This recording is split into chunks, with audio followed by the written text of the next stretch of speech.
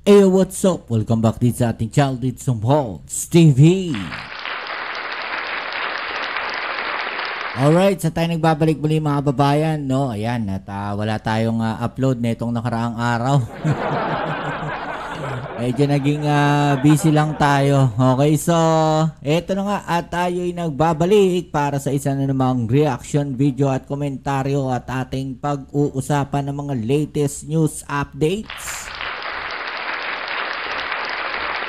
E syempre, bago ang lahat, shoutouts tayo sa mga followers, subscribers at sa lahat ng mga nanonood dito sa ating channel. Maraming salamat po sa inyong suporta. Maraming salamat po dun sa mga nagla-like sa ating video. At syempre, palagi nating nire-request, no? Please don't forget to subscribe, like, share at comment dyan sa comment section. At pakilike na rin po ang ating video ngayon. Pakiclick po yung like button dyan sa ibaba mga kababayan. Maraming salamat po sa inyong suporta. Okay, so ito na nga. Mainit-init at mainit-init na magpapayak sa mga DDS. Mainit-init na balita mga kababayan dahil meron pong isang pinakamayaman daw di umano na DPWH Undersecretary ang sinibak ng ating Pangulong Bongbong Marcos dahil over-corruption daw. Grabe naman yung term na ginamit dito ng bilyonaryo. Over-corruption. Ibig sabihin, sobrang mangurap daw di umano etong tao na to, kaya siya ay nabansagang riches. DPWH Yusek mga babayan. Ay grabe naman, no? Riches. Ibig sabihin talagang pumaldo-paldo etong tao na to. Ganun po ba yun?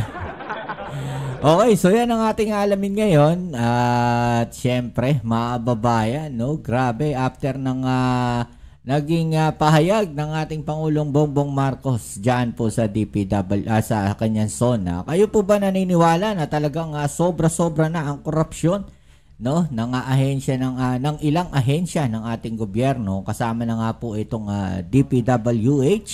Okay, comment nyo lang po dyan sa ibaba ang inyong mga opinion, right? So eto na nga mga babayan, nag-utos o ibig sabihin nagpasaring ang ating Pangulong Bongbong Marcos na nakaraan zona. At eto, no, President Ferdinand Marcos Jr. has sacked o tinanggal mga babayan a high-ranking official of the Department of Public Works and Highways over alleged corruption according to Senator Erwin Tulfo. Yan. Sino kaya etong maitim na to mga babayan? But Tulfo, known as a hard-hitting broadcast journalist before joining the government, declined to name the DPWH executive, whom he described as the richest undersecretary in the world. Aba, matindi sa buong mundo. Imagine ninyo yun. Richest Undersecretary, hindi lang po sa Pilipinas sa buong mundo to mga babayan. As he did not want to preempt the president, no? Sinibak yung tao pero ayaw pangalanan ni Senator Erwin Tulfo mga babayan. Diba? Sinibak ang isa sa mga sabihin natin richest undersecretary in the world. Di talaga papakabog ang mga Pilipino. Grabe, magkano na kaya ang kinita nitong undersecretary na to? Balita ko, ito daw po ay dating tauhan ng dating Pangulong Duterte. Grabe. Matindi.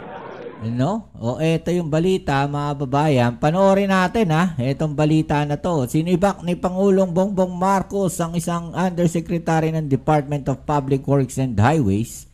Nagpayaman lang daw kasi ito sa pwesto. Ayon kay Senator Erwin Tulfo mga babayan. Nagpayaman lang sa pwesto.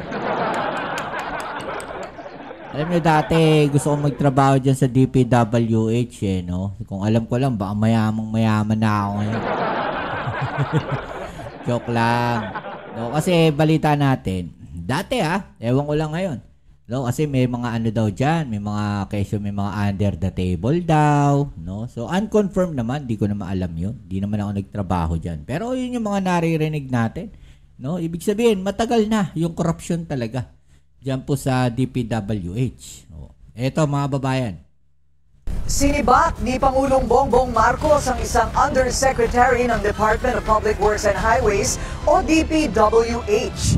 Nagpayaman lang daw kasi ito sa pwesto ayon kay Senador Erwin Tulfo. Grabe, no? Nasa pwesto ka, no? Inilagay ka diyan ng ating Pangulo, no? Para magtrabaho, pero ang ginawa mo ay magpayaman sa pwesto. Imbis na magtrabaho ng maayos, mga babayan, no, hindi ko po tinutumbok itong taon na to, yung sinibak. Ang sinasabi natin is generic. No, ibig sabihin pangkalahatan. No, pagka ikaw ay inilagay o nandiyan ka sa pwesto, no, inilagay ka ng pangulo sa isang ahensya ng gobyerno, gawin mo yung trabaho mo. No, huwag ka magpayaman, huwag ka magkorap. Kaya siguro maraming project, mga babayan, no, ang talaga namang hindi natatapos. Actually, marami ako nakikita ganyan. No, kalsada na isang mahaba, let's say 5 kilometers na kalsada. No. Yung yung mga farm to market na road, mga babayan. 5 kilometers o 1 kilometers na lang kamo. 1 kilometer na kalsada. Ang makikita mo dyan, sa kalagitnaan ng kalsada, mga babayan, ay magkakaroon ng sementado. No? Siguro, baka mga 100 meters, no? 200 meters na sementadong kalsada sa kalagitnaan po ng 1 kilometro. After po nun, wala na. Ganon kasakit.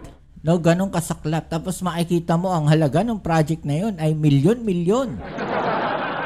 Pero pipiranggot lang yun natapos. No?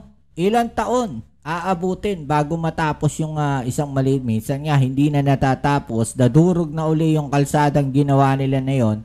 No? Wala pa rin. Hindi pa rin natapos. Diba?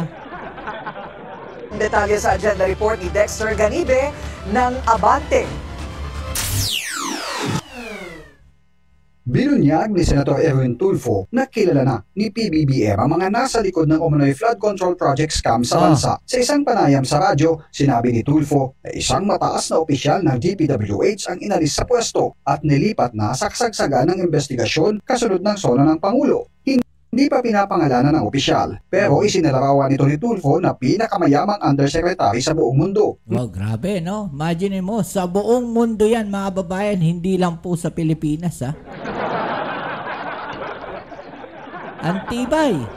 Di ba? Mayroon din anyang 35 House Representatives ang tukoy ng mga kontraktor ng mga proyekto ng pamahalaan at pinauubayan na niya sa DPWH at Malacanang na sila ay pangalanan. Ibig sabihin, mga babayan, yung sinasabi dito, yung mga kongresista na may mga kumpanya, no, na nangongontrata. Meron akong kilalang ganyan, mga babayan. Hindi, nabisto yun noong nakaraan, no, na kung saan kongresista sila, hindi ko alam, pero parang party list ata yun. No, tapos yung nangongontrata ata na awardan sila ng billion ata o 100 million na projects, mga babayan. Imagine ninyo yun, kongresista tapos kung may-ari kayo ng kumpanya, ng contractor, di ba? Tapos dadaan sa inyo yung budget, di ba? Tindi. Mahiya naman kayo sa mga kabahayan nating naanod o nalubog sa mga pagbaha. Mahiya naman kayo, lalo sa mga anak natin na magmamana sa mga utang na ginawa ninyo ang binulsa nyo ng pera. Mahiya naman kayo sa mga binulsa nyong pera. Tinutumbo kasi dito ng Pangulo natin, mga babayan, is yung flood control projects. Kung naging maayos lang sana yan, well, hindi natin maiwasan yung baha. No? Pero yung ganong kalala, mga babayan, dahil nakita natin ngayon di ba? Dati ang binabaha lang, nakikita natin sa balita, no, yan, mga areas ng Malabon, di ba? Mga areas ng Marikina, San Mateo, Montalban, yung mga ganyan lugar. Pero ngayon grabe, kalat na kalat yung flood, yung pagbaha, mga babayan. No, talagang kahit saan sulok ata ng Luzon at saka Visayas may pagbaha na nangyari. Kaya medyo na-alarma yung ating Pangulo. 'Di ba, imaginein mo 'yun? No, Luzon at Visayas, no? Grabe yung pagbaha. Ano nangyari sa mga flood control projects? Yun yung tinutumbok ng ating Pangulo dito. 'Di ba? Tapos sisisihin ng mga DDS yung Pangulo natin. Siya ba nagbulsa ng flood control projects, ng mga budget? Hindi naman siya. Di ba? Huwag niya sisihin yung Pangulo natin dahil hindi naman siya ang may hawak nun.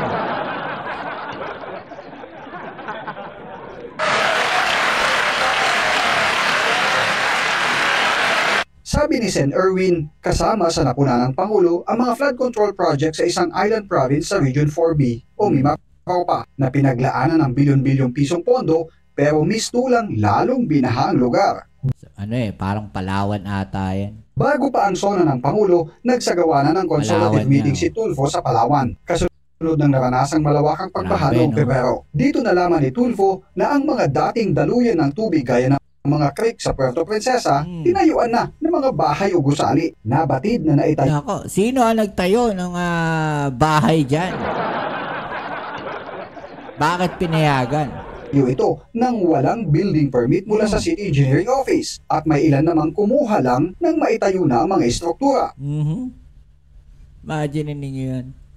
I'm sorry to say this, but I am frustrated. We will conduct an investigation of this matter. The Senate inquiry po on this.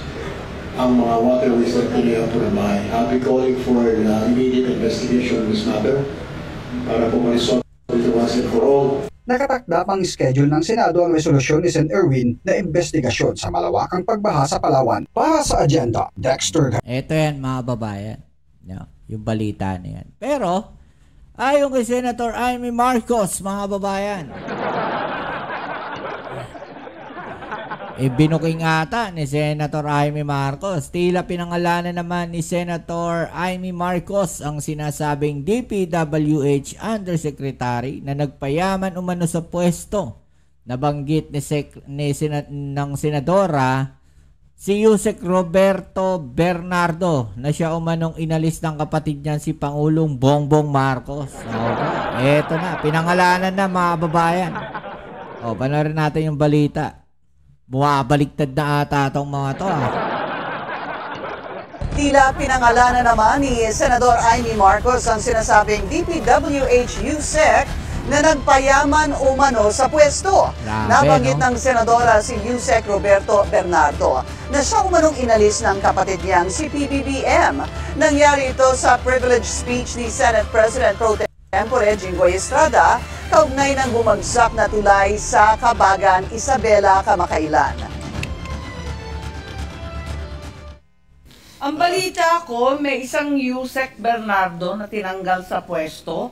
Kasama ba siya dito sa Kabagan Bridge? Sa pagkakalam ko po, hindi po siya kasama dito sa Kabagan Santa Maria Bridge. Dahil hindi naman po lumitaw sa amin. Parang yung timing siya yung pinarusahan. Si Bernardo ang Undersecretary for Regional Operations ng DPWH na sumasaklaw sa Mimaropa. Okay, so yan, mga kababayan, no? Yan po yung balita. Talaga ng mga ikinagulat, no, ng taong bayan, itong ginawa na pagsibak, no, ng ating Pangulong Bongbong Marcos dyan po sa tinaguriang richest DPWH Undersecretary all over the world.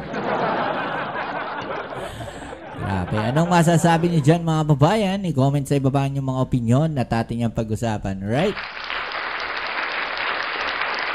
Muli ako yung nagpapasalamat sa lahat ng mga patuloy na nakasuporta. Kita-its po tayo sa ating next video upload. Shoutouts po sa mga followers, subscribers at sa lahat po na nakasuporta dito sa ating channel. Kita-its po tayo sa ating next video. Ito muli ang inyong Kim Upsit sa Mobs TV.